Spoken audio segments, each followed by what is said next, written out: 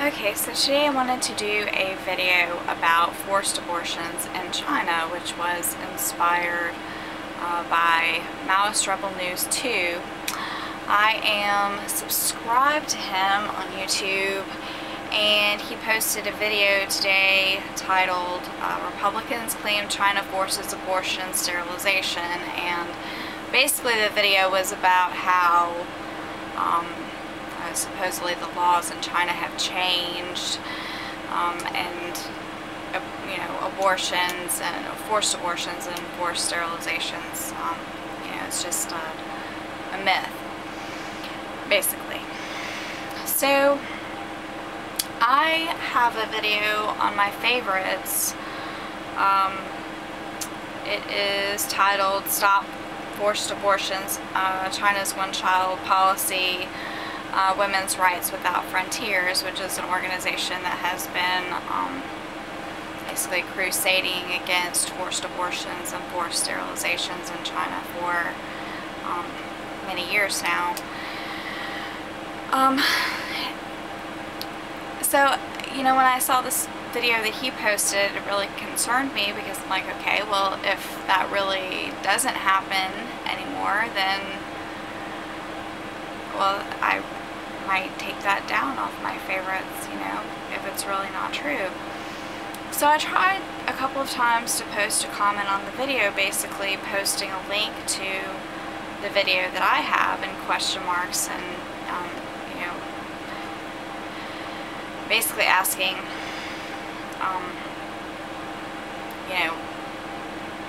what the deal is, what the response is to that. And well, I kept getting error messages, so I wasn't able to post it, which has happened to me on other videos. I didn't really think too much of it. So I went to the person's channel and posted a link to the video and the same question, and basically said that I was having trouble, linking it to that video, which wasn't a big deal because it was his featured video. So I saw my comment post, fine. And then when I would go back to the channel to see what the response was, it would be deleted. And this happened to me twice. I don't know, maybe other people have had weird stuff like that happen on YouTube. Maybe I'm being paranoid to think that I'm being censored. But I sent a message directly to Maoist Rebel News 2 to ask them, to refute the video, basically.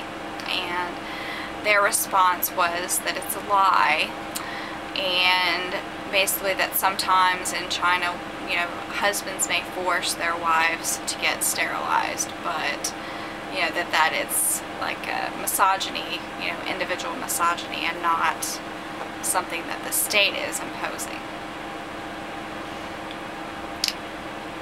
So anybody that has information about this and an opinion to offer, I would really welcome it. The thing that I had questions about is, it's very well known, and I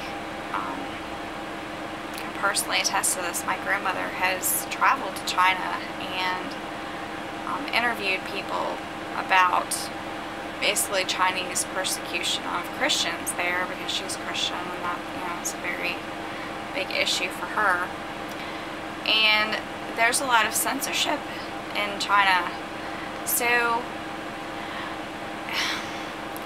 it seems like if you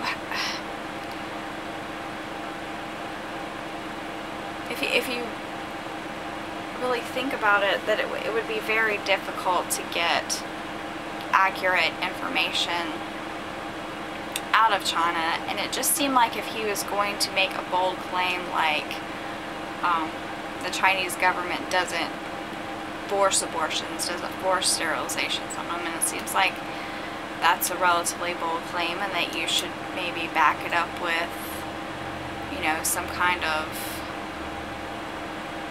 verbal testimony from people that have actually lived in China. Because even then you wouldn't really know that they were telling the truth, obviously, but seems like the official news that's going to come out of China, you know, of course it's going to be, well, nothing but propaganda. I mean, I've read book after book by, you know, Chinese dissidents, basically.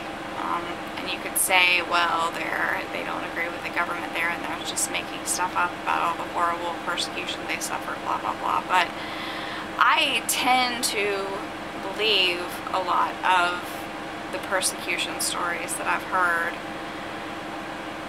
simply because why else would they have such a strong incentive to censor their media and censor the internet the way that they do? And when my comment kept disappearing, I felt like I was being censored, and it made me think, wow, it's just like a whole, you know, sort of a counter propaganda.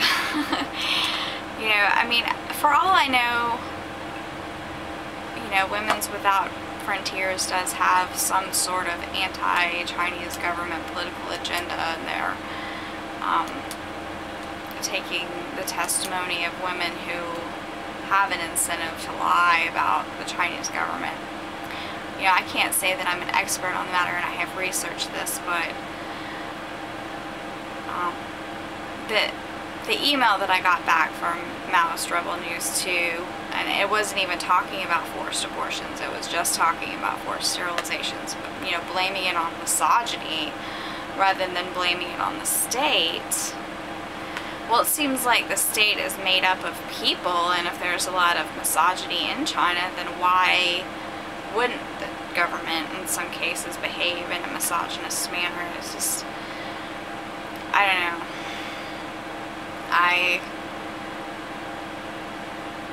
I've had issues with some of the videos that I've seen posted by him in the past, simply because I felt like he was trying to gloss over some of the more dark chapters, I guess, of Chinese history, recent Chinese history, since the communists have taken over. You know, basically to sort of say that the people that got persecuted and killed, that they more or less deserved it because they were anti-revolutionaries, they were threats to, you know, the Chinese order. I don't know, I have a big problem with Chinese communism and socialism because I've read books about their medical system. Any country that has a medical system like China's, as far as unequitable treatment of people when they get sick, you know, it's not like Cuba, which, you know, certainly you could argue that Cuba's not that great, but compared to a lot of other, well, compared to China, for example, I would say that, yeah, it is a lot better. Not perfect, but better. I read a whole book about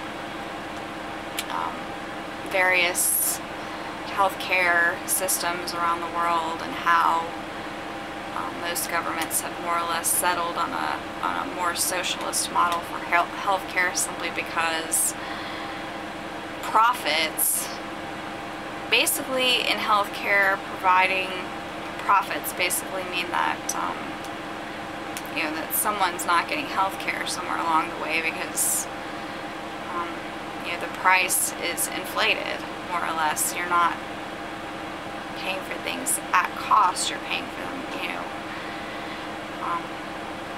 you're worried about profit margin, and how that more or less denies a lot of people healthcare. I mean, there are good reasons why various governments around the world have settled for a more socialist model. I mean, they each have their problems and they each differ on how to try and provide healthcare to all its citizens, but at least they've all pretty much settled on the idea that healthcare is a, you know, a human right.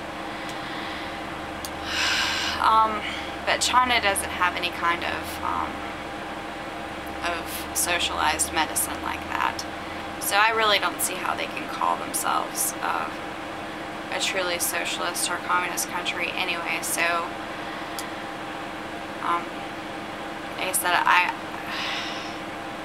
don't know. I did feel like I was being censored, and that's why I wanted to make this video. Because I want to get to the truth of the matter, and I didn't feel like I was getting very far with this particular individual anyway. So please leave me comments, message me, whatever, your opinions about this. If you have some special knowledge to impart to me about this issue, thank you.